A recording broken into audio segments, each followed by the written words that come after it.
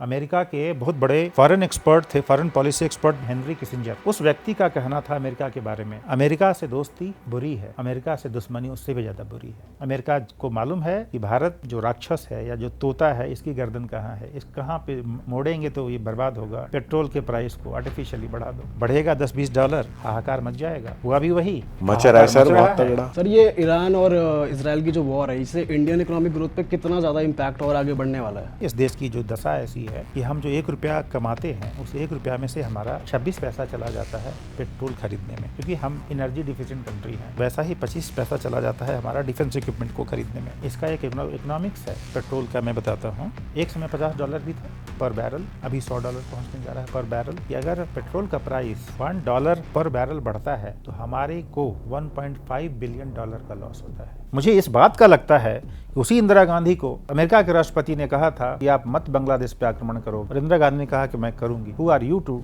Stop me? जबकि हम गरीब देश थे उस समय, हमने नहीं मानी। और हमने, इंदिरा गांधी ने जनरल मानेकशॉ को कहा कि कितना टाइम लगेगा। मानेकशॉ ने कहा कि मैडम 2 महीना रुक जाइए, he will take only 9 days in capturing Bangladesh. और 9 डेज में इन्होंने कैप्चर कर लिया। जब तक अमेरिका आया तब तक रसिया ने भी अपना सिर्फ बीच में घुसा दिया, नहीं रुक जाओ। तो एक व्यक्ति के पास उतनी ताकत हो सकती है। क्या दिक्कत है आज हमारे जो भी है, हमारे डिस्पेंसेशन को, हमारे पॉलिटिकल हेड को, कि हम अमेरिका के दबाव में हम काम कर रहे हैं? हमें गाली भी दे रहा है, जूते भी मार रहा है, हमारे लोगों को पैर में बेड़ी डाल करके वहां से भेज भी रहा है वापस। फिर क्या मजबूरी है भाई कि हम झुक रहे हैं? It is not fair.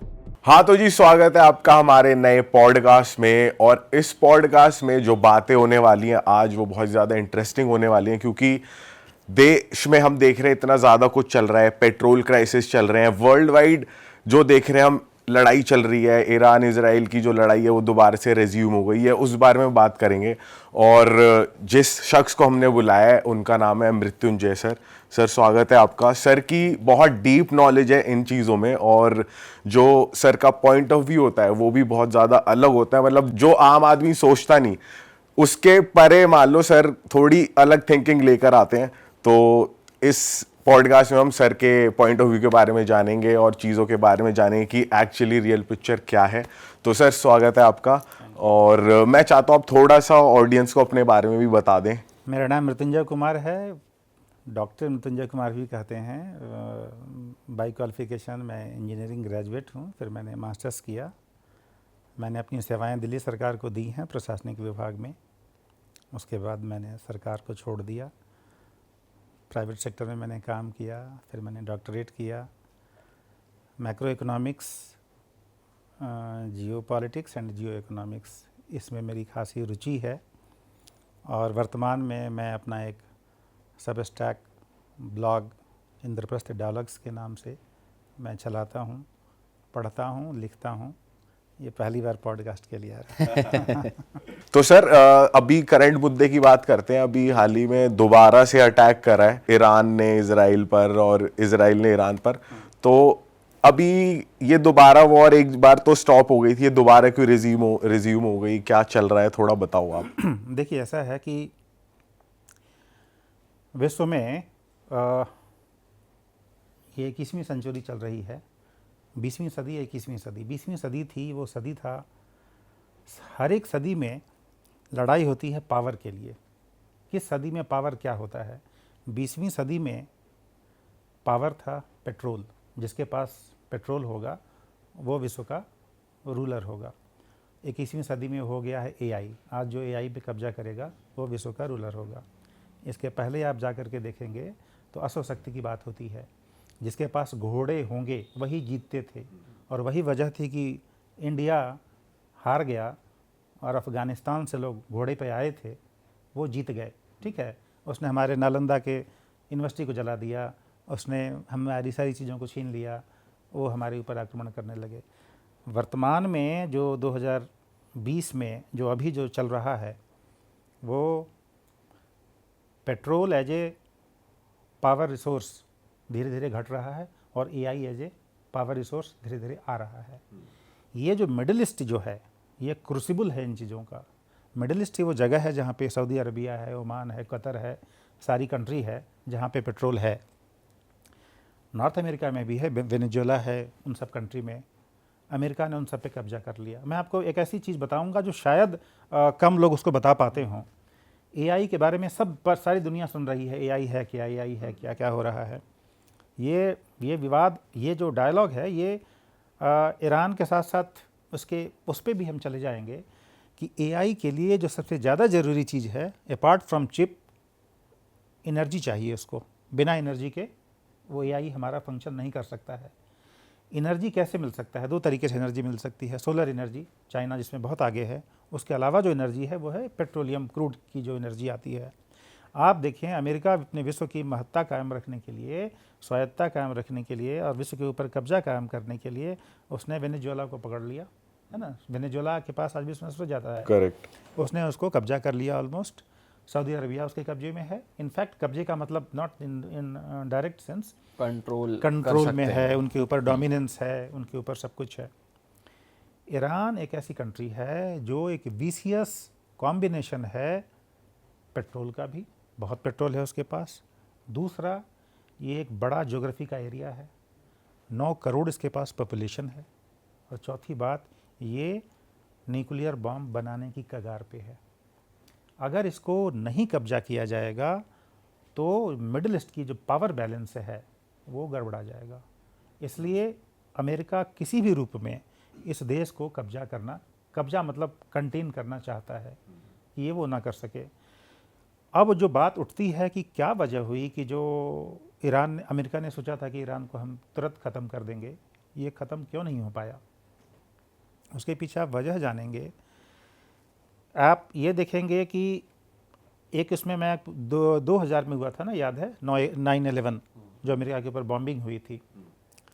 उसके बाद अमेरिका के डिप्लोमेटिक जो एक्सपर्ट थे उन्होंने अमेरिका को सलाह दिया कि अगले 20 सालों में आपको विश्व के 7-8 कंट्री पे कब्जा करना होगा, तभी आप अपने आप को एक सामरिक शक्ति के रूप में बनाए रख सकेंगे। उन कंट्री के नाम में यमन भी था, लेबनान था, इराक था, जॉर्डन था और ईरान भी था। आप देखेंगे कि उसके बाद एक एक करके अमेरिका ने सबको अपने कब्जे में लिया। और मिडिल ईस्ट के लिए उनका जो खिलाड़ी था वो इजराइल था, जिसको सामने रख करके उन्होंने सबको ख़त्म किया। लास्ट अब बच रहा है ईरान। इन्होंने कहा नाउ और नेवर, अगर अभी हम ईरान को कंटेन नहीं कर पाए तब तक चाइना इसको इतना इक्विप कर देगा कि ईरान बना लेगा, और जब ये बन जाएगा न्यूक्लियर शक्ति तब आप किसी को छोड़ नहीं सकते हैं। एक दुर्घटना घट गई, चाहे वो पाकिस्तान के रूप में देख लीजिए, चाहे नॉर्थ कोरिया के रूप में देख लीजिए, इन दोनों कंट्री ने बना लिया। आज चाह के भी कुछ नहीं कर सकता है, क्योंकि न्यूक्लियर बॉम्ब इतना विस्फोटक होता है कि अगर गलती से किसी ने चला दिया तो समझ लीजिए कि वर्ल्ड गया। तो अमेरिका पीछे नहीं हट सकता है, कितना भी हो जाए पीछे नहीं हटेगा। अमेरिका इसके ऊपर कंट्रोल करेगा ही करेगा। अब क्वेश्चन आप लोग ये पूछ सकते हैं कि फिर चाइना क्या कर रहा है। सर इससे पहले मेरा क्वेश्चन था कि इजराइल, ऐसा पोर्ट्रे किया जा रहा है कि इजराइल के प्रेशर में चीज़ें हो रही है, बल्कि इजराइल प्रेशर कर रहा है यूएस को। और अभी रिसेंटली ये भी दोनों ने पब्लिकली एक्सेप्ट करा कि ट्रंप ने गाली गलौज भी कर दी थी नेतन्याहू के साथ कि भाई तुम हम पे अननेसेसरी प्रेशर मत डालो। तो इजराइल को फ्रंट पे रख के कि ये रिलीजन से रिलेटेड वॉर है, और अगर ईरान पे वो न्यूक्लियर आ गया तो वो इजराइल पे अटैक कर देगा, ख़त्म कर देगा, तो इस चक्कर में इजराइल को फ्रंट कर रखा है। नहीं, ये जानते हैं क्या होता है, डीप जाना बहुत ज़रूरी है। आप देखें, अमेरिका एक कैपिटलिस्ट कंट्री है।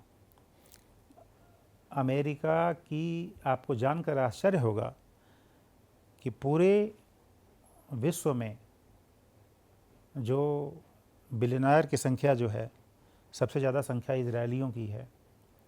426 इजरायली हैं जो बिलियनर्स हैं। पूरे अमेरिका में जितने बिलियनर हैं उनका 25% यहूदी हैं, इजरायली हैं। और पूरा अमेरिकन इकोनॉमी को पीछे से कंट्रोल करते हैं तो यहूदी कंट्रोल करते हैं। ब्लैक रॉक जैसी कंपनी है जो $13 ट्रिलियन का एसेट्स मैनेज करती है, ब्लैक रॉक के ओनर इजरायली हैं। तो ये बड़ी मुश्किल है कहना कि अमेरिका इजराइल को कर रहा है, इजराइल अमेरिका को कर रहा है। ये शायद एक इकोसिस्टम है जो दोनों एक दूसरे को मिलकर कर रहा है। अमेरिका भी इजराइल के रूप में उसको एक साथी चाहिए वहाँ पे मिडिल ईस्ट में, कि इसको जीत के मैं तुम्हें इसका राजा बना दूंगा।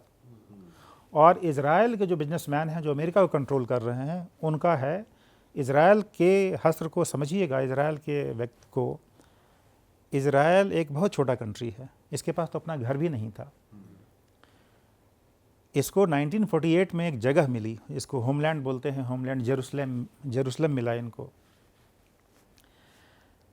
उसके बाद इज़राइल एक समझिए कि एक ऐसा कंट्री है जो चारों तरफ से अरब देशों से घिरा हुआ है। इसके ऊपर कुत्ते की तरह हमला कर देते हैं इराक, ईरान, जॉर्डान, सब इसको मारो मारो। इसको क्रिश्चियन, आप रिलीजन की बात आपने कही, इवन क्रिश्चियनिटी भी इज़राइल को नहीं चाहती है, यहूदियों को नहीं चाहती है। आप देखे, आपने देखा होगा 1890 से लेकर के 1920 तक की जो घटना थी, 30 सालों में, यही हिटलर था जो कहा कि यहूदियों को हम पृथ्वी से ख़त्म कर देंगे, नेस्तनाबूद कर देंगे। इसलिए it is not religion versus religion, it is not Islam versus ये, it is basically the power balance और द एनर्जी पे कब्जा करने की लड़ाई है अमेरिका के लिए, और उनके लिए लड़ाई है इज़राइल के लिए अपने एग्जिस्टेंस की, सर्वाइवल कि मैं जितना वेस्ट गाजा स्ट्रिप सबको जो है, सब गोलन हाइट्स सबको मैं अपने कब्जे में रख सकूं। तो ये दोनों एक दूसरे को चाह रहे हैं और ये दोनों मिल कर के इस पे काम कर रहे हैं। और इसका अंत भी मैं आपको बता देता हूँ, अगर अंत जानना चाहें, अगर क्वेश्चन के रूप में या वैसे भी, अंत जान लीजिए, ईरान को झुकना ही होगा। अच्छा, कोई ताकत नहीं कह सकती है कि ईरान खड़ा हो जाएगा। पर अगर चाइना की बैकिंग है और चाइना बैक कर रहा है, बहुत अच्छा क्वेश्चन, तो फिर तो अब बताते हैं चाइना। अगर चाइना सपोर्ट कर रहा है ईरान को, तो फिर तो हो सकता है कि ईरान ना हार पाए यूएस से, ऐसा हो सकता है।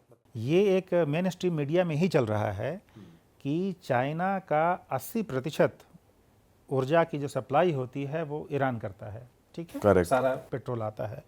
तो अगर रोक देगा तो चाइना तो बर्बाद हो जाएगा, और चाइना के इंटरेस्ट में है कि वो करे। लेकिन नहीं, आप ये देखें 2026 है, ठीक है, 1930, ठीक है, 1927, यानी अब 1 साल, 100 साल में 1 साल होने जा रहा है। 1927 में जो चाइना के जो जैसे इंडिया के महात्मा गांधी थे, वो चाइना के थे माओ त्से तुंग, नाम सुना होगा हमने, जो कि चाइना के सबसे बड़े वो थे। उन्होंने ये कहा था, चाइना भी आज़ाद हुआ 1948 में आज़ाद हुआ है, 1927 से 1977 50 साल तक ही was there at the helm of affair. Mao Tse Tung ने, उन्होंने ये कहा था, अगले 100 साल तक तुम किसी भी युद्ध में पार्टिसिपेट मत करना, अगर चाइना को बहुत बड़ा बनाना है तो, ठीक है। जहाँ लड़ाई किए तुम, वहाँ तुम नहीं बढ़ पाओगे। चाइना का जो फॉरेन मिनिस्ट्री है, चाइना के जो अभी भी वर्तमान में जो राष्ट्रपति हैं, उनकी जो फॉरेन डिप्लोमेसी है, they don't believe in fighting war, वो कभी लड़ाई नहीं लड़ेंगे। अच्छा, इसलिए थोड़ा उनको अगर समझौता भी करना पड़ा, वो झुक जाएंगे, but they will not come और से अमेरिका कि रुक जाओ, ठीक है, नहीं तो मैं अपनी सेना भेज दूंगा। वो नहीं करेंगे। किया था इसने, रसिया ने किया था इंडिया के लिए, याद है ना, अपनी सेना भेज देता था, चाहे 1971 का वार हो या कोई वार हो। क्या हुआ, 1991 होते होते इम्प्लोड करा दिया, सोवियत रसिया को डिसइंटीग्रेट करा दिया अमेरिका ने। इसलिए ये गलती चाइना नहीं करने जा रहा है, चाइना चुपचाप रहेगा। पर ताइवान पे तो कब्जा कर रहा है धीरे धीरे, ताइवान से क्या इंटरेस्ट? ताइवान तो खैर समझ लीजिए कि सोने की चिड़िया है चाइना के लिए। ताइवान के बारे में सुनेंगे तो आप लोग दंग रह जाएंगे कि ताइवान है कौन सा। क्या है ऐसा वहाँ पे? ज़बरदस्त कहानी है, 2-4 मिनट का होगा। हाँ हाँ सर, प्लीज़ प्लीज़। आज आप देखिए कि ताइवान के बारे में ये बताऊं कि एक कंपनी है TSMC, है ना, ताइवान सेमीकंडक्टर की जो कंपनी है, ताइवान की एक company TSMC is equivalent to whole India. अच्छा, पूरे भारत की जो हमारा जो GDP, हमारी औकात जो है, $3 ट्रिलियन की औकात है, $3 ट्रिलियन की औकात है। एक अकेले TSMC की औकात पूरे भारत के बराबर है। That is chip making company, ठीक है। चिप क्या है? Chip is the building block of the whole AI। हो AI के बारे में कहा जा सकता है कि ये विश्व का चौथा इंडस्ट्रियल रिवॉल्यूशन है और लेटेस्ट इंडस्ट्रियल रिवॉल्यूशन है। पूरा विश्व अगले 10 साल में बदल जाएगा। हम AI के बिना रह नहीं पाएंगे, ठीक है। और उसका जो बिल्डिंग ब्लॉक है दैट इज चिप, वो चिप बनाता है ताइवान। आप कहते हैं ताइवान ही बनाता है क्या, और कोई देश नहीं बनाता है? सब देश बनाते हैं, सब देश नहीं, सॉरी, 4-5 देश बनाते हैं। चाइना भी बनाता है, अमेरिका की इंटेल एक कंपनी है वो भी बनाती है, AMD कंपनी है वो बनाती है, चाइना की हुवाई है वो बनाती है। बट ताइवान के साथ सैमसंग जो है वहाँ कोरिया की कंपनी है वो बनाती है। बट ताइवान चिप में क्या होता है, आप जितना थिनर बनाइएगा चिप उतना ज़्यादा पावर सेविंग, उतना ज़्यादा प्रोसेसिंग पावर होगा। कोई 50 नैनोमीटर का थिकनेस है, किसी का 38 नैनोमीटर का है, किसी का 20। ये जो है TSMC 5 नैनोमीटर तक बना चुका है और ये तैयारी कर रहा है 3 नैनोमीटर के थिकनेस का बनाने का। अमेरिका किसी भी रूप में ताइवान को नहीं चाहेगा कि चाइना के पास चला जाए, और चाइना नहीं चाहेगा कि ताइवान हमारे हाथ में ना रहे। अगर विश्व में कल को लड़ाई होगी तो ताइवान को लेकर के होगी, ईरान को लेकर कोई लड़ाई, अगर चाइना US की लड़ाई होती है तो इसको लेकर के नहीं होगी। ईरान कुछ नहीं है, ईरान तो मैं बताऊं वो अधमरा हो चुका है, वो 90% वो टूट चुका है, उसका एयर डिफेंस बर्बाद हो चुका है, उसकी मेरी टाइम एक्टिविटी बेकार हो चुकी है, उसका करेंसी सब हो चुका है, कंट्री बैंकरप्ट हो चुका है, कुछ नहीं है अभी ईरान के पास। अमेरिका केवल जो बाहर से घेरा हुआ है, अमेरिका तो कहता है तुम क्या स्ट्रेट ऑफ हॉर्मुज को रोकोगे, मैं तुम्हारे बाहर से रोक दूंगा। तुम्हारा ही तेल नहीं जा पाएगा, तुम्हारे पास पैसा कहाँ से रहेगा। ईरान के सारे एम्प्लॉई हैं, मैक्सिमम वहाँ गवर्नमेंट एम्प्लॉई हैं, मोर देन 4 मंथ से उनको सैलरी नहीं मिली है। ईरान के किसी भी इसको जो ऑयल का जो शिप है उसको निकलने नहीं देगा अमेरिका। सर, ये ईरान और इसराइल की जो वॉर है, इससे इंडियन इकोनॉमिक ग्रोथ पे कितना ज़्यादा इम्पैक्ट और आगे बढ़ने वाला है? इंडिया के साथ क्या है, इस देश का दुर्भाग्य नहीं कहिए, इस देश की जो दशा ऐसी है कि हम जो 1 रुपया कमाते हैं उस 1 रुपया में से हमारा 26 पैसा चला जाता है पेट्रोल खरीदने में, क्योंकि हम एनर्जी डिफिशिएंट कंट्री हैं। विश्व में 3-4 देश एनर्जी डिफिशिएंट है, इंडिया भी है, चाइना भी है, पूरा यूरोप भी है। बिना ऊर्जा के ये नहीं चल सकता है। तो जब 26 पैसा हमारा चला जाता है और वो वैसा ही 25 पैसा चला जाता है हमारा डिफेंस इक्विपमेंट को खरीदने में, तो ये जो हमारी सरकार, वर्तमान सरकार ने ये अच्छा ज़रूर किया है कि हमने कहा कि मेक इन इंडिया हम डिफेंस इक्विपमेंट को बनाएंगे, इससे हमारा कॉस्ट कम हो रहा है। बट पेट्रोल पे तो हम डिपेंडेंट हैं, पेट्रोल पे डिपेंडेंट है। अब ये देखिए, इसका एक इकोनॉमिक्स है पेट्रोल का, मैं बताता हूँ। एक समय $50 भी था पर बैरल, अभी $100 पहुँचने जा रहा है पर बैरल। गणित इसका ये है कि अगर पेट्रोल का प्राइस $1 पर बैरल बढ़ता है तो हमारे को $1.5 बिलियन का लॉस होता है। तो आप समझिए कि 70 से अगर 100 पहुंच गया तो 30 गुने 1.5 $45 बिलियन के लॉस में हम चले जाएंगे, हमारा ये डिफिसिट हो जाएगा। That is a big amount, बहुत बड़ा अमाउंट है। तो चाहे आज देख लीजिए, आज अमेरिका ना हमारा मित्र है ना शत्रु है। अमेरिका के बहुत बड़े फॉरेन एक्सपर्ट थे, फॉरेन पॉलिसी एक्सपर्ट, नाम सुना होगा आप लोगों ने, हेनरी किसिंजर। हेनरी किसिंजर माने जाते हैं आज के समय में पूरे विश्व में सबसे बड़ा जो political diplomat, he was the person and he was also a Jews, वो भी इजरायली थे। उस व्यक्ति का कहना था अमेरिका के बारे में, अमेरिका से दोस्ती बुरी है, अमेरिका से दुश्मनी उससे भी ज़्यादा बुरी है। मतलब मैं तुम्हारा कभी भी दोस्त नहीं हूँ, है ना। तो अमेरिका आज हो सकता है एक तीर में 3 निशाने जो होते हैं वो भी कर रहा हो, उसको ईरान को भी कंटेन करना हो, भारत को देख रहा है कि थोड़ा ज़्यादा स्मार्ट बन रहा है, ये चाइना के साथ जा रहा है, ये रसिया के साथ जा रहा है, ब्रिक्स के सम्मेलन में शामिल हो रहा है, हाथ मिला रहा है, एक अलग गुट बनाने की बात करता है, ये ब्रिक्स करेंसी का भी स्वागत कर सकता है। ये ग्लोबल साउथ का एक कॉन्सेप्ट आप सुन रहे होंगे, ग्लोबल नॉर्थ, ग्लोबल साउथ। विश्वत रेखा के ऊपर की जो कंट्री होती हैं वो ग्लोबल नॉर्थ कहलाते हैं। उसमें आपको अमेरिका आ जाता है, कनाडा आ जाता है, वो सब कंट्री आ जाते हैं, यूरोप आ जाता है। ग्लोबल साउथ में चाइना है, भारत है। तो ग्लोबल साउथ के लीडर के रूप में इंडिया अपने आप को प्रोजेक्ट करना चाहता है, अमेरिका को बर्दाश्त नहीं है। अमेरिका को मालूम है कि भारत जो राक्षस है या जो तोता है, इसकी गर्दन कहाँ है, इस कहाँ पे मोड़ेंगे तो ये बर्बाद होगा। पेट्रोल के प्राइस को आर्टिफिशियली बढ़ा दो, दबा दो, बढ़ेगा $10-20, हाहाकार मच जाएगा। हुआ भी वही, मच रहा है हाहाकार सर, मच रहा बहुत है। तगड़ा। यहाँ के सारे जो है लोग पैसा लेकर के बाहर निकल रहे हैं, फॉरेन इन्वेस्टर। हम परेशान हो गए अचानक, तब आकर मोदी जी को बोलना पड़ा कि गोल्ड को ये कीजिए वो कीजिए। तो ऐसा गेम। सर कभी ऐसा हो सकता है कि इंडिया को इन द कमिंग ईयर्स, मतलब 4 साल 5 साल बाद भी मिडिल ईस्ट पे कभी निर्भर नहीं हो रहा ऑयल के लिए, ऐसा कभी हो सकता है? हो सकता है। वो कब होगा, कब हो सकता है? देखिए, पूरे विश्व में जो अगर नॉर्मल तरीके से जो हम SDG बोलते हैं, सस्टेनेबल डेवलपमेंट गोल्स, जो यूनाइटेड नेशंस ने अडॉप्ट किया है, अगर उस गोल पे चला जाए तो बात हो रही है, कोई देश कहता है अगले 20 सालों में हमारी डिपेंडेंस ऑन, जिसको बोलते हैं फॉसिल फ्यूल, जो ये बात करते हैं पेट्रोल का, उस पर हमारा डिपेंडेंस ख़त्म हो जाएगा। हम सोलर पे आ जाएंगे, हम ग्रीन एनर्जी पे आ जाएंगे। किसी ने टारगेट 25 साल का दिया है, किसी ने 30 साल का टारगेट दिया है। तो 5 साल तो नहीं, लेकिन हाँ अगर हुआ तो 10 साल में, 15 साल में, 20 साल में अगर चाहे तो हम कैसे आज अडानी का देखिए सब जगह सोलर का पावर का काम चल रहा है, JSW का चल रहा है, अंबानी सब आ रहे हैं। अगर एक मुहिम बना दे, हमारे यहाँ वाइट रिवॉल्यूशन हुआ था, दुग्ध क्रांति हुई थी, हमारे यहाँ IT रिवॉल्यूशन हुआ, हमारे यहाँ ग्रीन रिवॉल्यूशन हुआ, जो हम खाद्यान्न के मामले में हम ये थे, हमें मंगाना पड़ता था, वो हम इतना खुद उपज करने लगे।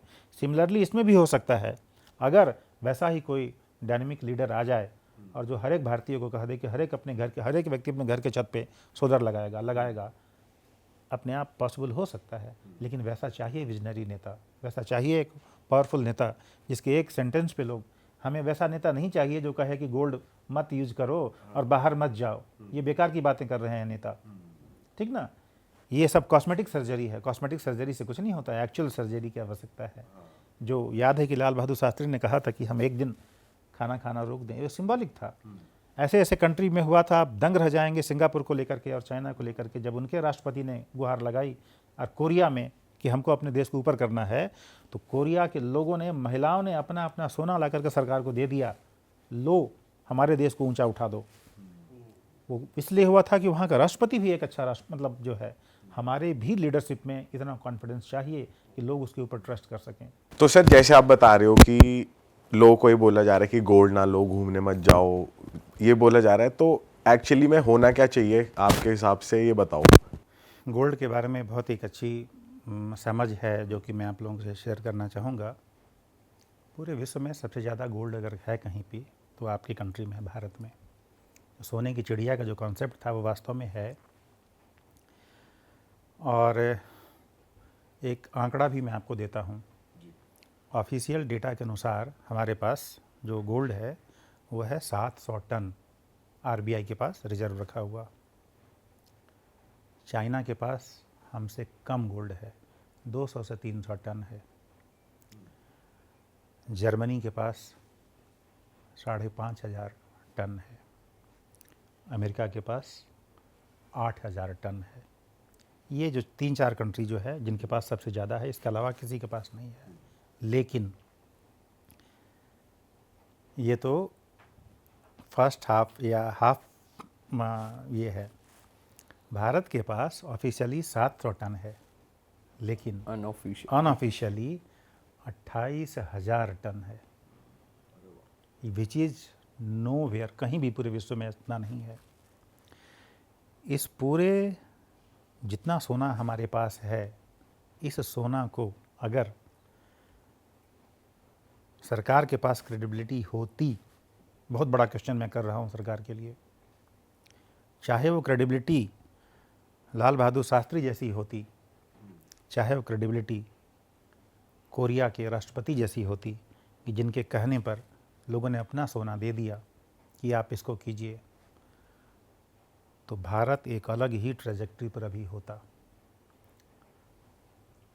भारत ने गोल्ड बॉन्ड लाया, सोवरिन गोल्ड बॉन्ड SGB। उसने कोशिश किया था कि उस सोना को मेन स्ट्रीम में ले आए। आप देखिए, छोटी सी बात है, आपने अपने एंटरप्राइज के लिए लोन लिया हुआ है, ठीक है, आपने लोन ले लिया, 20 लाख लोन लिया, आपने 1 करोड़ रुपया लोन लिया। बैंक ने आपको 12% पे लोन दिया, ठीक है, तो यानी साल का 12 लाख तो आपका जा रहा है। लेकिन आपके पास 2 करोड़ का गोल्ड घर में रखा हुआ है। अगर आप उस गोल्ड, उस पे ऊपर कुछ मिल तो रहा नहीं है आपको, उस गोल्ड को अगर आप बैंक में दे दें तो बैंक आपको 4% पे 6% पे पैसा दे देगा। तो सोचिए कि जो 8% का डिफरेंस जो आएगा, यानी 8 लाख रुपया तो बच जाएगा ना आपका साल में। इसी चीज़ को आप अब इसी को आप एक्स्ट्रापोलेट कर लीजिए भारत के केस में। भारत को साल में एग्जैक्ट अमाउंट हमको नहीं मालूम है, लेकिन साल में कुछ नहीं तो कम से कम 1000-2000 करोड़ हमारा इंटरेस्ट पेमेंट में जाता है पैसा।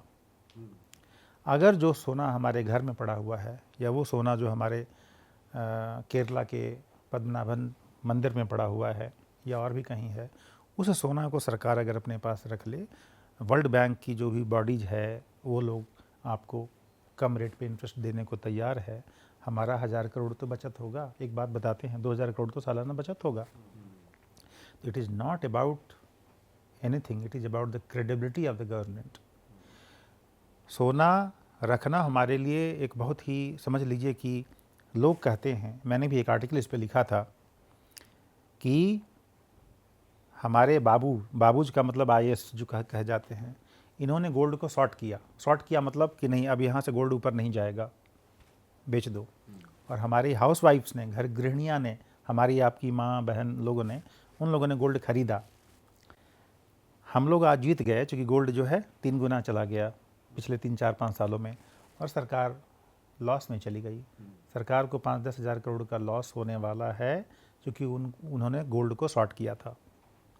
उस समय हमारे देश के रिजर्व बैंक ऑफ इंडिया के जो गवर्नर थे, जिनका नाम था Shashikanta Das ji, as a gentleman, ठीक है, he may be a good person, लेकिन as a Reserve Bank of governor, as a governor of Reserve Bank, he did not do the right thing. होता क्या है कि हमारी समझ थोड़ी सी, आप भी गाड़ी चलाना जानते हैं और आप एक्सपर्ट गाड़ी चलाना जानते हैं, दोनों में अंतर है ना। तो देश को भी हमें एक्सपर्ट से चलाने की आवश्यकता है। करेक्ट। ये नहीं कि बस हाँ ये भी है चला लेंगे। इसी प्रकार का जो स्टेटमेंट दे देना कि गोल्ड मत खरीदिए या मत बेचिए, ये बहुत ही बचकाना स्टेटमेंट है। इस देश से ऐसे स्टेटमेंट की एक्सपेक्टेशन नहीं था जो उन्होंने दिया है। That is a very poor statement given by the government. इसलिए क्यों देना पड़ा है, ये पैनिक में देना पड़ा है। ये सरकार पैनिक में आ गई है। डर क्या लग रहा है सरकार को, पिछले 15 महीनों में, 18 महीनों में हमारे देश से FII का मतलब होता है फॉरेन इंस्टीट्यूशनल इन्वेस्टर, बाहर के जो लोग पैसा लगाते हैं इस देश में, इन्होंने अपना $50 बिलियन पैसा वापस निकाल लिया है पिछले 18 सालों में। तो ऐसा क्यों किया इन्होंने? उन्होंने भारत के इंस्टीट्यूशंस पे सवाल उठाए हैं। आप पैसा लगाएंगे, आप 10 साल पहले के नोएडा पे पैसा नहीं लगाते, क्योंकि सरकारें, आपको मालूम नहीं है कि पता नहीं कब किडनैपिंग हो जाएगा, क्या हो जाएगा। लेकिन जब कोई सरकार अच्छी आ जाती है, पुलिस अच्छी आ जाती है, इलेक्ट्रिसिटी बिजली व्यवस्था ठीक हो जाती है, तो आप लगाते हैं पैसा बिजनेस करने के लिए। सेम चीज़ किसी देश के लिए भी होता है। हमारे देश के इंस्टीट्यूशंस पे, हमारे देश की जो जुडिशियरी है, ब्यूरोक्रेसी है, हमारा टैक्सेशन सिस्टम है, हमारे जो एग्जीक्यूटिव ऑर्डर्स हैं, इस पे बाहर के लोगों को भरोसा नहीं है। ये बात मैं ही नहीं कह रहा हूँ, भारत सरकार के इकोनॉमिक एडवाइज़र रहे हुए chief economic adviser Arvind Subramanian का भी कहना है, सुरजीत भल्ला का भी कहना है, वर्तमान के चीफ एग्जीक्यूटिव जो chief investment officer, chief economic officer हैं भारत सरकार के, उनका भी कहना है, सारे लोगों का ये कहना है कि we are not going in the right direction. हमने एक वर्ड सुना होगा, क्रोनी कैपिटलिज्म, बहुत फेमस वर्ड है। क्रोनी कैपिटलिज्म का मतलब हुआ कि हम अपने चहेते लोगों को फेवर हम करेंगे। तो वो फेवर हम कर रहे हैं। आप लोग जान ही रहे हैं कि कुछ 1-2 बिजनेस हाउसेज को फेवर किया जा रहा है। वो नहीं होना चाहिए। जब ऐसा करेंगे तो इसको बोलते हैं, एक शॉर्ट लाइन इसके लिए कहा जा सकता है, our institutions are being compromised. तो कॉम्प्रोमाइज्ड अगर होगा तो लोगों का ट्रस्ट इरोड होगा और वो अपना पैसा निकाल के जाएंगे। एक वन ऑफ द फैक्टर ये भी है, तो जिस कारण से हमारे यहाँ से पैसा निकल रहा है। समय रहते सरकार को एक्शन लेना पड़ेगा, नहीं तो देर हो जाने के बाद बहुत दिक्कत है। सर आपको ऐसा लगता है जैसे बांग्लादेश नेपाल में तख्ता पलट हुआ, इंडिया का यूथ भी अभी आपने देखा कॉकरोच जनता पार्टी का प्रोटेस्ट हुआ है रिसेंटली, तो आपको लगता है इंडिया के यूथ में इतनी कैपेबिलिटी है कि वो लोग ये इतनी बड़ी रेवोल्यूशन ला पाएंगे, या ये सिर्फ सोशल मीडिया का ही एक होक्स लग रहा है आपको?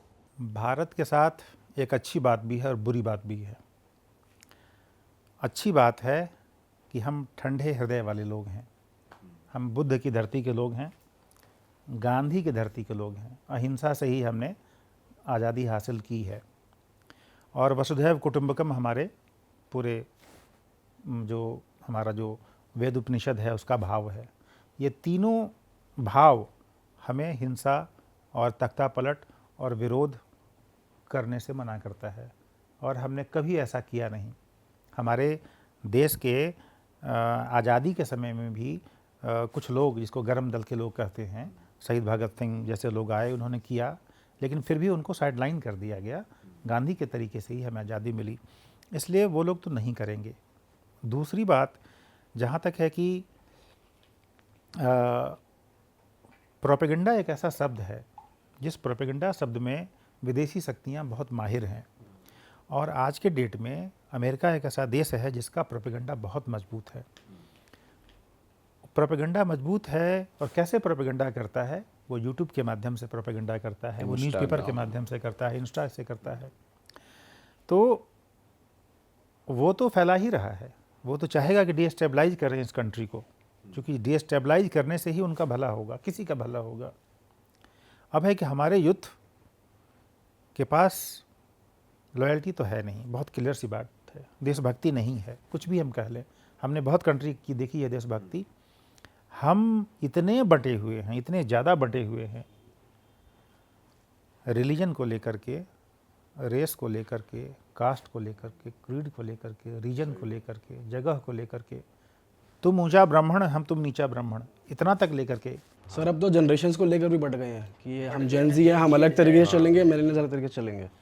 ऐसा जब हम बंटे रहेंगे तो हमें तोड़ना किसी के लिए बहुत आसान हो जाएगा। अब रही बात कॉकरोच जनता पार्टी की, बात हो रही है। कॉकरोच जनता पार्टी के पहले हम देखते हैं आम आदमी पार्टी का एक रिवॉल्यूशन आया था जी। ठीक है, आम आदमी का रिवॉल्यूशन आया था। उस समय लोगों ने जोर पकड़ा था, लोग आए थे, सब जगह ऑल ओवर इंडिया में चीज़ें हुई थी, और लोगों ने एक अल्टरनेटिव देखना शुरू किया था। वो एक बोलते हैं कि वो एक ख़राब हो गया, चीज़ें ख़राब हो गई। जो उसके नेता थे वो नेता नहीं रह पाए, है ना, ही वेंट इनटू, तो एक लोगों के अंदर वो एक ख़त्म हो गया है झील की, जो है वो आ सकेंगे, रोड पे इकट्ठा हो पाएंगे। तीसरा, जैसे प्रोपेगेंडा अमेरिका करता है वैसा ही प्रोपेगेंडा हमारे देश में भी, कि मीडिया को कंट्रोल कर लो, मीडिया को कभी मत ये बोलने दो कि हमारे यहाँ कुछ ख़राब चीज़ें हो रही हैं। उनको ये दिखाओ कि डराओ कि हिंदू मुस्लिम कराओ, ज़रूरी है, तभी जा कर के जो है हम टिक पाएंगे। मैं एक बात बताना चाहता हूँ, इसको समझिएगा गौर से। अगर हम कम समझेंगे, कम डीप में जाएंगे, तो हमें लगेगा कि नहीं मुस्लिम से खतरा है, ठीक है। आप गौर से देखिए, पूरे इस्लामिक वर्ल्ड में आप देखिए, मैं गिनाता हूँ एक तरह से नाम, इंडोनेशिया भी मुस्लिम कंट्री है, मलेशिया भी मुस्लिम कंट्री है, अफ्रीका में भी मुस्लिम है, सऊदी अरबिया है, कुवैत है और ओमान है। क्या यहाँ पे आपको दिख रहा है कि यहाँ मारपीट होती है? नहीं। They are liberal also, they are forward looking also. ये एक एजेंडा चला देना कि ऐसे हो जाएगा, वैसा है नहीं। गिने चुने, ठीक है, आप कहेंगे कि हाउतीज है या लेबनानीज में है, उनके अंदर एक ऐसा छोटा सा तबका है जिसके अंदर रिलीजियस फंडामेंटलिज्म है, लेकिन इसका मतलब ये नहीं कि पूरा का पूरा धर्म ही खराब है, वो हम नहीं मानेंगे। लेकिन हमको धर्म के नाम पे बांटा हुआ है, बंटने की आवश्यकता नहीं है। आज आप देखें हमारी मुस्लिम आबादी इस भारत के जीडीपी के ग्रोथ में कितना बड़ा योगदान है उनका। जितना भी स्किल, समझिए कि स्किल का सारा काम उनके पास है। हिंदू लोग मैक्सिमम आईटी में घुस गए हैं, लेकिन जितना आप ऑटोमेशन देख लीजिए, ऑटोमोबाइल में देख लीजिए, जितना मेकिंग में, फ्रिज में, इसमें सब में, जितनी भी फल सब्जी की दुकानें, मतलब जितनी भी छोटे छोटे जो भी स्किल्स हैं सारे उनके पास है, and they are doing good to the society. इसलिए as a right individual, right citizen of the country, हमको किसी भी पॉलिटिकल पार्टी के वैसे किसी तोड़ने वाले बयान में नहीं शामिल होना चाहिए।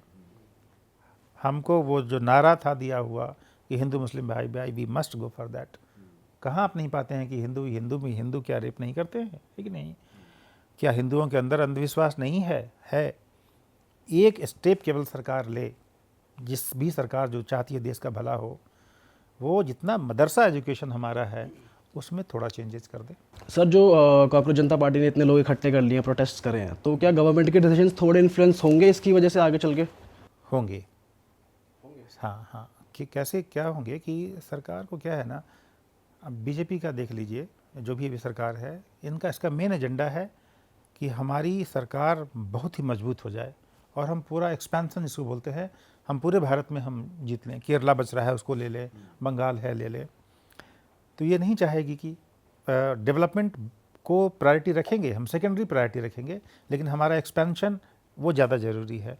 आप इतिहास में देखेंगे अकबर और औरंगजेब में यही अंतर था। अकबर भी चाहता था कि उसका देश बड़ा हो, लेकिन वो वेलफेयर मेजर के साथ करता था वो, ठीक है। उसने सब कुछ की बातें की, हिंदू मुस्लिम सबकी बात की, उनके जो नवरत्न में सब लोग शामिल थे। लेकिन वही औरंगजेब का एक ही था, रिलीजियस फंडामेंटलिज्म और किसी प्रकार से हमको सबको बढ़ा देना है, एरिया बढ़ा देना है। वर्तमान सरकार कोशिश वही कर रही है कि हम ये करें। तो अगर उनको लगता है कि डर कि कहीं अगर लोग इकट्ठा होना शुरू कर दिए तो उनके होने से कहीं गोलबंदी ना हो जाए, क्योंकि अभी क्या हो पा रहा है, Rahul Gandhi as a youth icon, he is going to evolve like anything. अगले 2 सालों में इस व्यक्ति ने, आप कितनी बुराई कर लें, इनके एडमिनिस्ट्रेटिव क्षमता की बुराई कर सकते हैं, लेकिन the way he has remain study, ये फिटनेस वाइज, ये मुद्दों को उठाने के लिए, और उस वजह से अगर गोलबंदी हो जाती है, विपक्ष की पार्टियां मिल जाती हैं, मायावती ये मिल जाती हैं, ममता बनर्जी, अखिलेश यादव अगर मिल जाते हैं, या कुछ लोग और आ जाते हैं, केरला में तो सरकार है ही इनकी, और इस तरह के कांग्रेस जनता पार्टी के लोग, सब लोग अगर एक साथ यूथ मिल जाता है, दलित मिल जाते हैं अगर कांग्रेस के साथ, और मुस्लिम तो हैं ही कांग्रेस के साथ, तो एक बहुत बड़ा मेजर फोर्स क्रिएट हो सकता है। इसलिए हम किसी भी पक्ष में नहीं है कि ये हो या ये हो, हम इस पक्ष में हो भारत उठे। Our main agenda is Bharat की प्रॉस्पेरिटी जितनी तेज बढ़े। इसमें जो देरी करेगा, चाहे कोई भी सरकार करे, we have to be critical about them, उसका विरोध हम करें। तो आप एक चीज़ और मैं बताना चाहूँगा, जो भी दर्शक हैं उनके लिए, सब कुछ के लिए, एक वर्ड हम लोग बहुत यूज़ करते हैं जिसका नाम है डेमोग्राफिक डिविडेंड। सब सरकार को देखिएगा ये बोलते हुए कि हम सबसे यंग कंट्री हैं, हमारे यूथ लोग सबसे यंग लोग हैं, और यही चाइना का वो फैक्टर अब ख़त्म हो गया है, और अन्य कंट्री का ख़त्म हो गया है, जापान का ख़त्म हो गया है। हमारे इकोनॉमिस्ट का कहना है कि ये जिस चीज़ के लिए हम गर्व कर रहे हैं, ये चीज़ भी हमारे पास जो विंडो खुला है छोटे समय के लिए, मात्र 20 मिनट के लिए, 20 साल के लिए, अगर अगले 20 साल में हमने तेज़ी से अपने आप को अमीर नहीं बना लिया तो फिर ये पक्ष हमारे साथ नहीं काम करेगा। इसलिए भारत की सरकार कोई भी हो, छोटे मुद्दों से हट करके विकास के मुद्दे पर ही, डेवलपमेंट के मुद्दे पर ही, और हम सब लोगों को, जितने भी यूथ हैं, उनके लिए मेरा आग्रह है कि दे मस्ट कम फॉरवर्ड, किसी भी बरगलाने में ना जाएं, रादर जो हमको विकास, जो हमारा जीडीपी ग्रोथ रेट दिखाता हो, जो हमारा ट्रांसपेरेंसी इंडेक्स में, जो फ्रीडम इंडेक्स में, सारे इंडेक्स में जो हम आगे बढ़ रहे हों, हम उनको वोट देने की कोशिश करें, और जो निगेटिव बातें करें उसको हमको हटाने की कोशिश करनी है। सर, रशिया से जो इंडिया का रिलेशन है अब, यूएस के प्रेशर के बाद हमने उनसे ऑयल लेना बंद कर दिया और रिड्यूस कर दिया चीज़ें, हालांकि वो रेडी है हमें कम दाम पे ऑयल देने को, फिर भी हम आई डोंट नो ले रहे हैं कि नहीं। बट रशिया से इंडिया का क्या रिलेशन है और फ्यूचर क्या दिख रहा है आपको? रसिया, आप पाएंगे कि 1947 देश आज़ाद हुआ, जवाहरलाल नेहरू, मानिए कि ऐसा यही कमरा है, इसमें नेहरू जी खड़े हैं। नेहरू जी को अमेरिका का फ़ोन आया, mister Nehru you B with me, हमारे साथ हो जाओ। उधर से रसिया ने कहा कि तुम हमारे साथ हो जाओ। नेहरू टहल रहे हैं, उनके दिमाग में उथल पुथल है कि हम किसके साथ हों। नेहरू ने 1 घंटे के बाद ही took a decision, I have to with Russia. क्यों उन्होंने ऐसा डिसीजन लिया?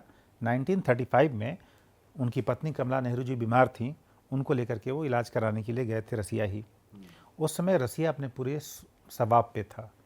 रसिया में उस समय डेवलपमेंट हो रहा था, बहुत तेज़ डेवलपमेंट हो रहा था। नेहरू जी प्रभावित थे उस विचारधारा से और इसीलिए उन्होंने रसिया के बाला किया। उन्होंने पब्लिक सेक्टर की स्थापना की, रसिया का सहयोग मिला हमें बराबर, हमारे स्टील प्लांट्स खोले, हमारे डैम्स बने, सब में रसिया का योगदान रहा। और ये एक अच्छी बात है कि उस समय से लेकर के आज तक रसिया हमारा एक ट्रस्टेड मित्र रहा है। वो हमारे साथ टाइम टाइम पे दोस्ती दुश्मनी वाला मित्र नहीं रहा है, वो हमेशा से कंसिस्टेंट रहा है। अमेरिका के तो सब लोग जानते ही हैं, मैं किसी का दोस्त नहीं हूँ और हमसे दुश्मनी भी ठीक नहीं है। तो अमेरिका के साथ इंडिया को ऐसी ही दोस्ती करनी है और शायद इंडिया ऐसे कर ही रहा है। रसिया से वो तेल खरीदना चाहता है, लेकिन हो सकता है कि अमेरिका कहता होगा, मोदी जी आप कहीं गए थे, आपके पूरी साहब भी कहीं गए थे, कहीं मैं कुछ निकाल तो न दूँ। हो सकता है, who knows, we don't know. लेकिन मुझे इस बात का लगता है कि उसी इंदिरा गांधी को अमेरिका के राष्ट्रपति ने कहा था कि आप मत बांग्लादेश पे आक्रमण करोगे, ठीक है, और इंदिरा गांधी ने कहा कि मैं करूंगी। कितने हैं, who are you to stop me? जबकि हम गरीब थे, हम गरीब देश थे उस समय, हमने नहीं मानी और हमने, इंदिरा गांधी ने जनरल मानेकशॉ को कहा कि कितना टाइम लगेगा, क्योंकि वहाँ के राष्ट्रपति ने कहा था इंदिरा गांधी को कि हमारे जहाज़ को आपके यहाँ पहुँचने में केवल 10 दिन लगेंगे, हमारे समुद्री जहाज़ को, शिपिंग को। मानेकशॉ को उन्होंने पूछा, मानेकशॉ ने कहा कि मैडम 2 महीना रुक जाइए, we will take only 9 days in capturing Bangladesh. और 9 डेज में इन्होंने कैप्चर कर लिया। जब तक अमेरिका आया तब तक रसिया ने भी अपना शिप बीच में घुसा दिया, नहीं रुक जाओ। तब अमेरिका चुप चुप लगा गया और हम जो है बांग्लादेश को अलग करा सके। तो एक व्यक्ति के पास उतनी ताकत हो सकती है। क्या दिक्कत है आज हमारे जो भी है, हमारे डिस्पेंसेशन को, हमारे पॉलिटिकल हेड को, कि हम अमेरिका के दबाव में हम काम कर रहे हैं? हमें गाली भी दे रहा है, जूते भी मार रहा है, हमारे लोगों को पैर में बेड़ी डाल करके वहाँ से भेज भी रहा है वापस। हमारे ऊपर सारा जो भी है H1B फलाना डिकाना सब कानून लगाते जा रहा है, भागो भागो। फिर क्या मजबूरी है भाई कि हम झुक रहे हैं? इट इज़ नॉट फेयर, नहीं चाहिए ऐसा। हमारी सॉवरेंटी, हमारे नेहरू जी क्या थे, वो भी एक गरीब देश के राजा थे ना 1947 में, लेकिन हमने भी उसमें नॉन अलाइंड मूवमेंट किया। हम एक गरीब देशों के राजा के रूप में उभर कर, गरीब देशों के लीडर के रूप में उभर करके सामने हम आए। आज हमको कोई भी लीडर मानने को तैयार नहीं है, न नेपाल, न बांग्लादेश, न श्रीलंका, न कोई है, कोई नहीं मान रहा है। विश्व गुरु हमने अपने बना लिया, अपना नाम विश्व गुरु हमें है। क्या विश्व गुरु? सर आप ऑल्टरनेटिव क्या देख रहे हो अगर आप करंट गवर्नमेंट को, मतलब लोगों के पास भी यही क्वेश्चन है कि हमारे पास कोई ऑल्टरनेटिव नहीं है, क्योंकि राहुल गांधी की इमेज तो हमेशा से ही बहुत नॉन सीरियस कर दी थी, उनको तरह तरह के नाम दे दिए थे इंटरनेट पे। हाँ। और जब उनकी गवर्नमेंट थी तब भी कुछ ऐसा ग्रेट तो नहीं हो रहा था कंट्री में। अभी भी लास्ट 10 ईयर्स में थोड़ा तो मतलब इन्फ्लुएंस देखा है हमने मोदी जी का इंटरनेशनली, एक थोड़ी सी रिकग्निशन इंडिया की है, बट अब चीज़ें उतनी अच्छी नहीं जा रही हैं। तो आपको क्या लगता है, ऑल्टरनेटिव है इंडिया के पास या नहीं? देखिए, अल्टरनेटिव में आई एम नॉट अगेंस्ट, हम लोग कभी इंडिया के अगेंस्ट नहीं हैं। अगर वर्तमान डिस्पेंसेशन भी अगर कुछ चीज़ें बदल देती हैं, क्योंकि इनके अंदर कुछ स्ट्रेंथ पॉइंट भी है। इन्होंने ब्यूरोक्रेसी को बांध के रखा है, नंबर 1। इन्होंने डिसीजन मेकिंग को एक्सेलरेट किया है, तेज़ करो, ये नहीं कि आप ब्यूरोक्रेसी वाले चुपचाप बैठ जाइए, वो इनका प्लस पॉइंट है। इन्होंने तीसरा एक पॉलिटिकल स्टेबिलिटी दी है वर्ल्ड के सामने कि ये हमारा 3rd टर्म है, वी आर कमिंग। ये नहीं कि आज वो वैसा होता है तो बाहर के लोग भी पैसा लगाने से डरते हैं इस देश में। कि पता नहीं कब कौन सी सरकार आ जाएगी, क्या नियम बदलेगा। तो 3-4 चीज़ें अच्छी हैं इनकी, ठीक है। हमारा जो डिजिटल फिजिकल इंफ्रास्ट्रक्चर की बात हम करते हैं, डिजिटल पब्लिक इंफ्रास्ट्रक्चर, आज फास्टैग देख रहे हैं, यूपीआई देख रहे हैं, ये सब अपने आप में एक क्रांति है। पूरा विश्व देख रहा है कि ऐसी क्रांति इंडिया के अलावा कोई नहीं कर सकता है। हमारा आधार हो गया, सब कुछ हो गया, we have done very good thing in that front. मैं नहीं ये कहता हूँ, गलती कहाँ पे है, institution must not be compromised. हमारी judiciary should be 100% clean and clear, हमारी bureaucracy should be 100% responsible, transparent and bold in bringing the change. Sir judiciary 100% fair हो गई, फिर तो सबसे पहले नेता ही अंदर होंगे सारे। यही है। और इसी कारण से हमारे नेता लोग इस पे काम नहीं करना चाहते हैं, they want to delay it. 50 crore cases, आप सोचिए जिस देश में इतने केसेज चल रहे हों, 5 करोड़ केसेज पेंडिंग है हमारे यहाँ। अभी जितना उसके बाद भी छुट्टियाँ ली जाती हैं, क्यों इतने केसेज पेंडिंग है? 1000, 2000, 10,000, 5,000 जजेस की नियुक्ति कर दीजिए ना, और उसको पूरा ऑटोमेटिक कर दीजिए, पूरा बहुत सारा ये कर दीजिए, बहुत चीज़ बदल जाएंगी। लेकिन हम जानबूझकर वैसा नहीं करते हैं। अब है कि उपाय क्या है, ये नहीं हम उपाय कहेंगे कि अब राहुल गांधी आ जाएंगे तो देश बदल जाएगा। फिर भी कोई ऐसा नाम आपको लगता हो कि भाई ये कर सकते हैं? मुझे क्या लग रहा है, मैं जो चाहता हम हैं, अरुण शौरी बहुत बड़े पत्रकार थे, उन्होंने क्या कहा था जब वो बीजेपी में ही थे, जब सरकार आई थी कांग्रेस के बाद बीजेपी की, उन्होंने पूछा गया कि लगता है कि अब देश ठीक हो जाएगा, तो उन्होंने एक स्टेटमेंट दिया था कि बीजेपी भी कांग्रेस बनने की प्रक्रिया में है। मतलब किसी भी व्यक्ति को छोड़ दीजिए तो हर एक व्यक्ति के अंदर वो आ जाता है धीरे धीरे, अब मैं तो अजेय हूँ, मैं तो सब हूँ, अब उसके अंदर चाहत बढ़ने लगती है। तो हमेशा से एक मजबूत विपक्ष का होना या वो ज़रूरी होता है। तो अभी जो मुझे लग रहा है कि अगर ये सरकार कंटिन्यू कर गई चौथी बार भी, तो नुकसान ज़्यादा हो सकता है, क्योंकि हमारी जुडिशरी ज़्यादा कंप्रोमाइज़ हो सकती है। बहुत सारे ऐसे डिसीजन लिए जा सकते हैं जो कि देश हित में शायद न हो, उनके पर्सनल एजेंडा के पार्ट में आ जाता हो। आज आशीष नंदी बहुत बड़े साइकोलॉजिस्ट, पॉलिटिकल साइकोलॉजिस्ट हैं, उनसे इंटरव्यू लिया गया था।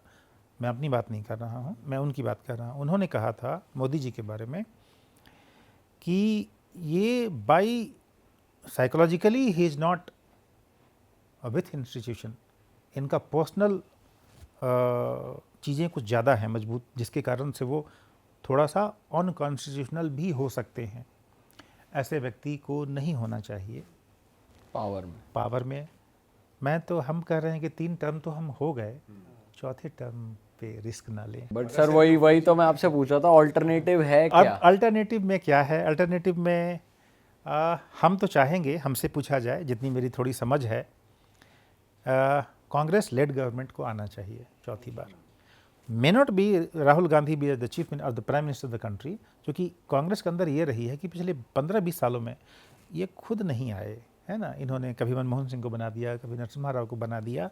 एंड हम लोग देखेंगे पूरा इतिहास को, जब देखेंगे इकोनॉमिक हिस्ट्री को जब देखेंगे, तो नरसिम्हा राव का 2 टर्म और मनमोहन सिंह का टर्म माना जाएगा, याद किया जाएगा कि that was supposedly a good term, बुरा टर्म नहीं था। देश तो चलिए बढ़ता ही रहता है, तो एक चेंज हो जाए, है ना। बट अगर योगी जी बनते हैं पीएम तो क्या लगता है? योगी जी बनते हैं तो क्या होगा? योगी जी के साथ भी कुछ अच्छी बातें हैं, कुछ थोड़ी सी कमज़ोर बातें हैं। अच्छी बातें ये है कि एक अच्छे एडमिनिस्ट्रेटर हैं, इन्होंने इतने बड़े स्टेट को ठीक ही चला। गुंडागर्दी भी कम कर रही है, गुंडागर्दी पे, लॉ एंड ऑर्डर पे इन्होंने कंट्रोल किया है, ब्यूरोक्रेसी को लाया है, इन्वेस्टमेंट्स भी लेकर इन्वेस्टमेंट लाए हैं, $1 ट्रिलियन का टारगेट दिया है लोगों के लिए कि आप लाइए, स्कूल, कॉलेज, हॉस्पिटल, एयरपोर्ट, सड़कें सब बन रही हैं, खुल रही हैं, इट इज़ गुड। मैं चाहूँगा कि अगर वो आते हैं, बुरा नहीं है। लेकिन एक चीज़ पे जो क्वेश्चन उठता है वो कि वो जो एक लॉ से हट कर के जो रास्ता अपनाया जाता है कि इसको उड़ा दो, है ना, वो शायद अगर वो उस डायरेक्शन में कुछ ज़्यादा बढ़ जाएंगी तो चीज़ें थोड़ी सी खराब हो सकती। सर आप एक पर्टिकुलर पार्टी के फेवर में नहीं, आप लीडर के फेवर में ज़्यादा रहते हैं, ऐसा मुझे लग रहा है। हाँ, वो व्यक्ति जो इंस्टीट्यूशन को ज़्यादा अच्छे से इंटैक्ट रख सके, मेजरली इंडिया बड़ा हो पाए, इंडिया की ग्रोथ हो पाए, वो वाला ज़्यादा देख, वो वाला ज़्यादा। नेहरू जी ने क्या कहा था एक line, who lives if India dies, जब भारत मर जाएगा तो बचेगा कौन, है ना। और उसी वजह से वो अटल बिहारी वाजपेयी या राम मनोहर लोहिया जैसे नेताओं जो लोग उनके बहुत क्रिटिसाइज करते थे, कहते आप बैठो करो न मेरी क्रिटिसाइज, जरूरी है, तभी तो मुझे आईना देखने को मिलेगा कि हमें क्या सुधार करना है।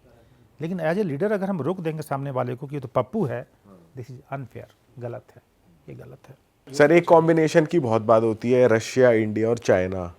अगर आपको क्या लगता है ये मिलते हैं और दोस्ती बढ़ भी रही है इंडिया की चाइना से भी और रशिया से तो है ही, तो यूएस के आगे थोड़ा भारी पड़ सकते हैं, मतलब उनकी चीज़ों को इग्नोर करना, उन्हें मना करना, जो भी वो। रसिया, इंडिया, चाइना अगर मिल गए तो जो 25 साल में इंडिया अमीर होगा उसकी जगह 10 साल में हो जाएगा अमीर। अच्छा, यस, ओनली 10 ईयर्स, केवल 10 साल।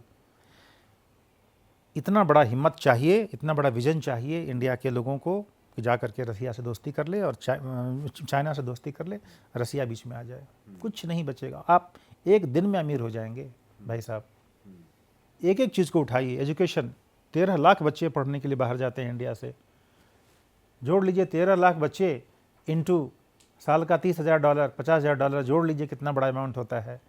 उसके 1/2 पैसे में आदमी चाइना से लोग इंजीनियरिंग करके चलाएगा, मेडिकल करके चलाएगा, एक सेक्टर में इतना पैसा बच जाएगा, मतलब और तो सब छोड़ ही दीजिए, क्या से क्या, बल्ले ही बल्ले हो जाएगी। बल्ले बल्ले हो जाएगा। ये कॉम्बिनेशन अगर मिल जाए तो RIC।